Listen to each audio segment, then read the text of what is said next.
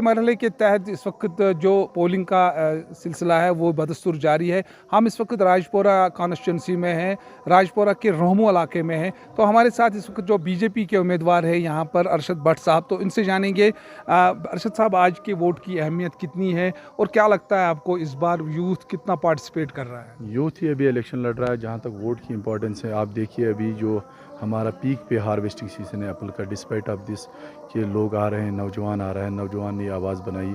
ये मेरा मानना है कि नहीं बीजेपी इलेक्शन लड़ रही है, ना हमारी political party election Arshad Bhatt लड़ रहा है, ये बिल्कुल यहाँ का आवाम लड़ रहा है।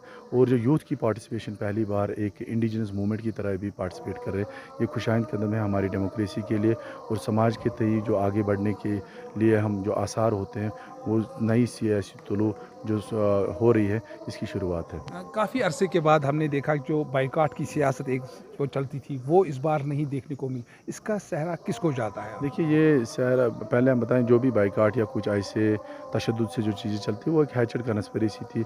उसमें अनडाउटली यहाँ की रीजनल पार्टीज़ इन्वॉल्व थी। वो नहीं चाहते थे कि यूथ की जो आवाज़ हैं या कोई भी अक्रॉस पॉलिटिकल लाइंस आ जाए। और देखिए बहुत सारे पॉलिटिकल पार्टीज़ जो हमारी रीजनल जो ट्रेडिशनल पार्टीज़, उससे अलावा जो इंडिपेंडेंट कैंडिडेट्स हैं, नेशनल पार्टीज़ भी है, आम आदमी पार्टी है, जिससे पता चलता है जो नए नौजवान हैं। आज तक अगर रीजनल पार्टीज़ की बात करें, वहाँ यूथ को मतलब थर्ड लेवल की लीडरशिप मानी जाती है। जैसे एक फ्रंट लाइन, थर्ड लाइन पे माना जाता है, कभी मौका नहीं दिया जाता नौजवान में।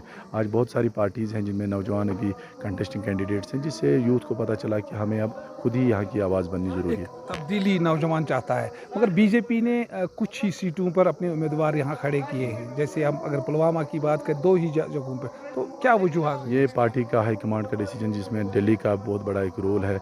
यहाँ की जो तंजीम है उसने तो हर जगह रिकमेंडेशन दी थी, लेकिन दिल्ली ने डिसाइड किया कि कहाँ पे उन्हें फीजिबल लगा कि कैंडिडेट को उतारें।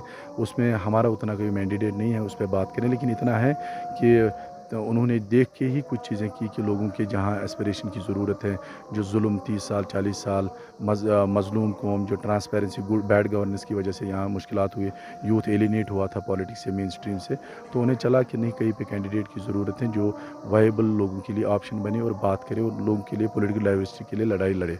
शुक्रिया हमसे बात करें। तो ये थे अरशद भट्ट साहब, जो कि बीजेपी के उम्मीदवार है राजपुरा के। इनका यही कहना है कि जो कई पार्टियों ने यहाँ पर इस्तेसाल किया है उसको इस वक्त यूथ जो है वो इसलिए सामने आ रहा है और वोट से अपना जवाब दे रहा है। बिलाल खान, न्यूज़ 18, रामू, पुलवामा।